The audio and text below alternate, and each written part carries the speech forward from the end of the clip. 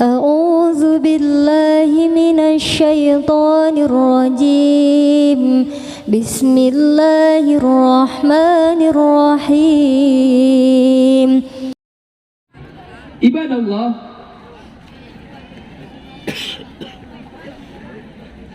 bicara tentang pendidikan di pesantren, ada satu nasihat yang perlu kita ingat.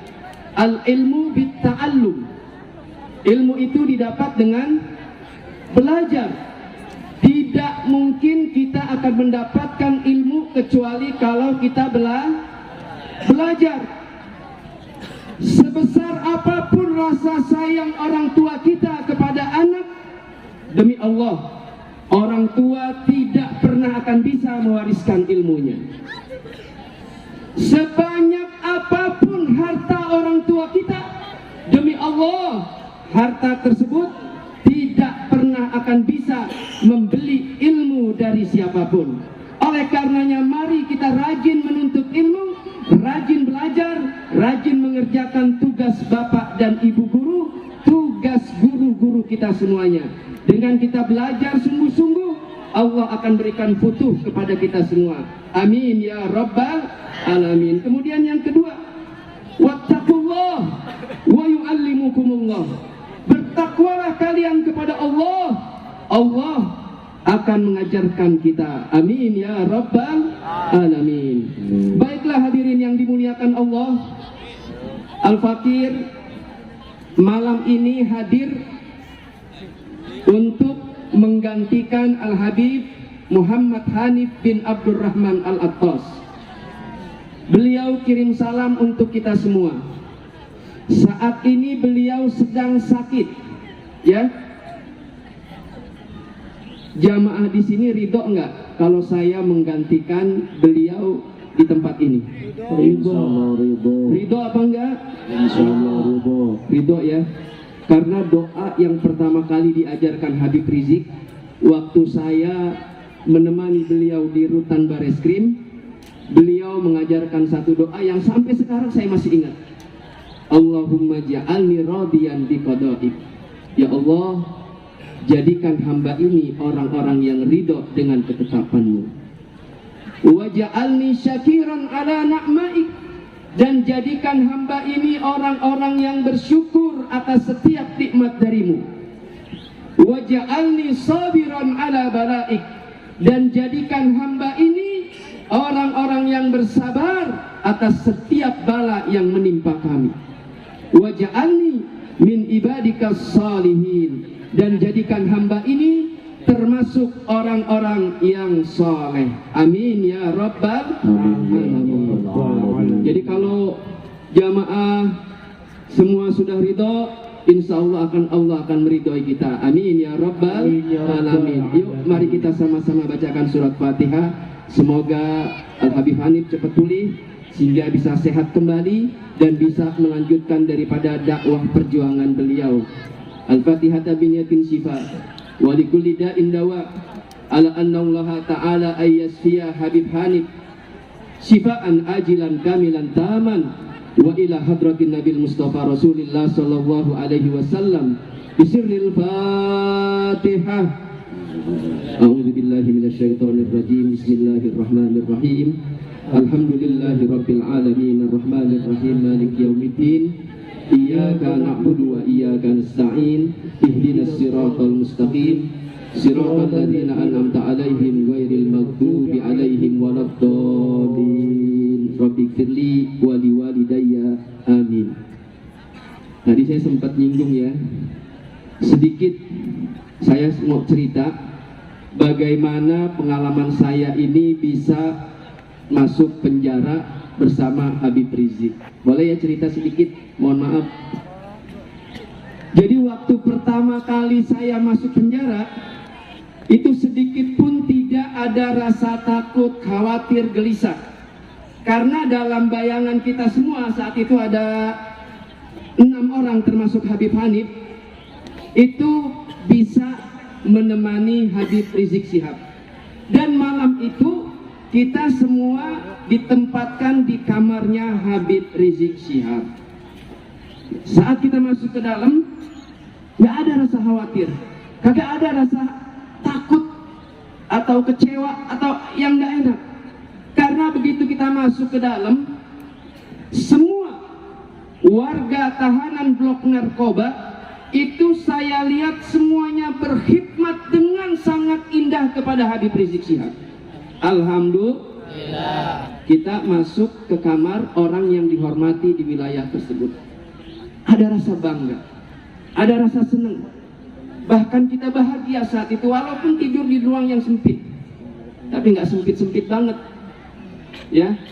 Kamarnya bagus, airnya deras, kemudian lampunya 24 jam terang, AC-nya terasa sepoi-sepoi.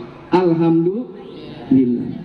Masalah mulai muncul ketika pagi tiba, datang petugas akan memindahkan kita ke tempat blok kriminal umum.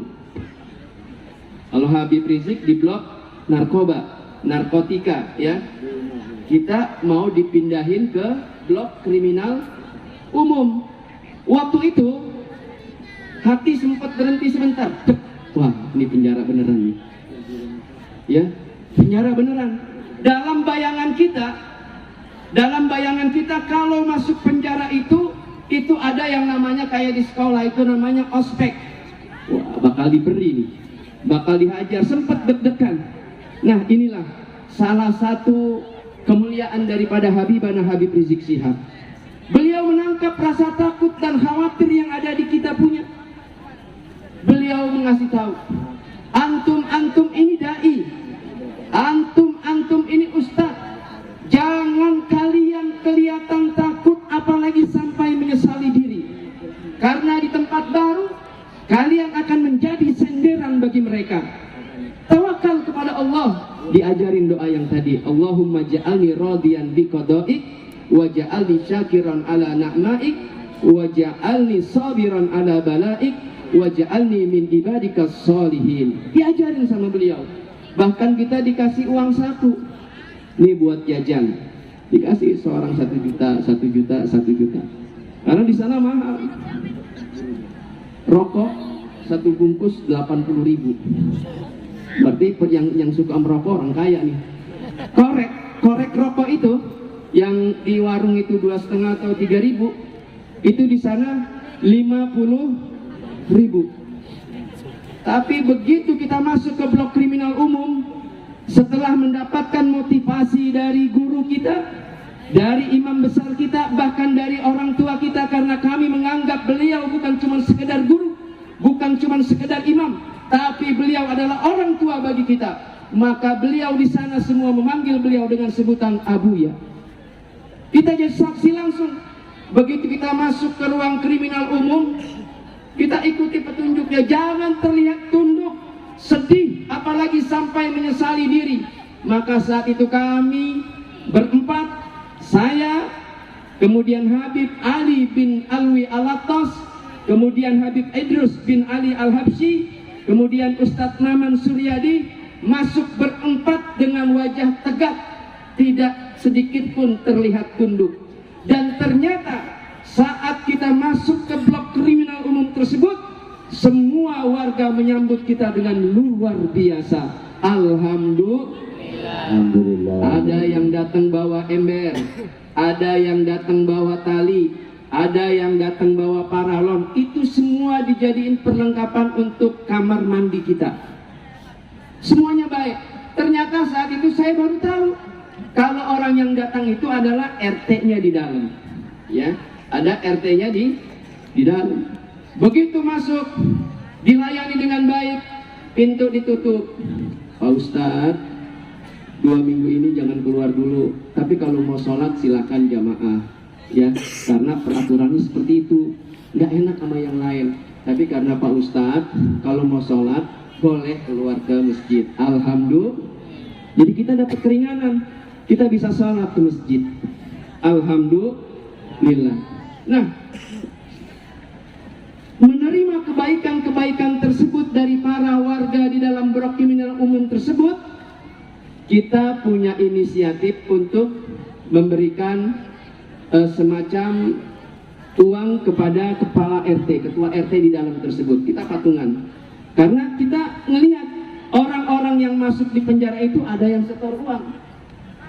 Nah kita juga ternyata buat beli ember, paralon, akhirnya kita patungan seorang 750 kali 4 berarti 3 juta. Begitu kita ketemu Pak RT, ini kita ada patungan sama teman-teman. Pak RT kan udah baik, banyak menyediakan fasilitas kita di dalam ini. Akhirnya kita sepakat nih mau ngasih Pak RT. Oh nggak usah Pak Ustadz, itu udah ikhlas katanya, biar Pak Ustadz nggak merasakan tidak enaknya di penjara. Enggak, ini kita udah sepakat. Akhirnya diterima tuh uang 3 juta.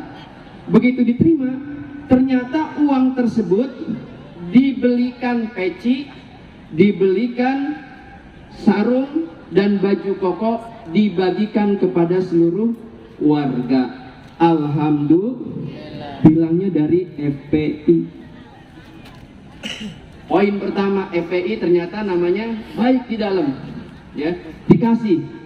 Nah, ini kita dapat begitu kita masuk ke dalam, kita akhirnya lihat situasi. Di dalam itu ada pengajian setiap malam Jumat, baca Yasin. Alhamdulillah, penjara baca Yasin. Jam 2 malam pada bangun doa. Orang penjara nih luar biasa, ya. Begitu baca Yasin, Jumat kita Jumat bareng sama Habib Rizik di blok narkoba. Habib Rizik evaluasi, gimana nih di blok kriminal umum, pengajiannya bagaimana? Kita jawab, alhamdulillah Abuya, ya Habib, pengajian sudah ada di dalam 1 minggu sekali, ya, 1 minggu sekali. Begitu ngedengar pengajian 1 minggu sekali, kaget Habib Rizik, ya Allah, kok cuma sekali? Emang kalian ngerjain apa aja di dalam? Masa ngaji cuma seminggu sekali? Kita jawab, ya Habib, di aula sana ada TV di belakang. Jadi TV-nya dipakai buat para warga untuk hiburan, nonton TV. Masa kalah sama TV? 24 jam nonton TV, masa ngaji cuma seminggu sekali? Enggak, saya nggak terima. Kalian harus dakwah di sana. Jangan penjara menjadi alasan untuk berhenti berdakwah. Masya Allah, di penjara suruh dakwah. Akhirnya kita musyawarah sama pengurus masjid. Begitu keluar dari ruang blok narkoba, ketemu pengurus masjid, kita musyawarah. Dan alhamdulillah, yang tadinya ngaji cuma seminggu sekali, tiap malam ba'da maghrib kita ngaji. Tiap ba'da subuh kita adakan kajian. Kajian fikih, kajian akidah, dan kajian akhlak. Alhamdulillah, jadi ngaji tuh seminggu 7 hari, 7 pagi dan 7 malam. Alhamdulillah.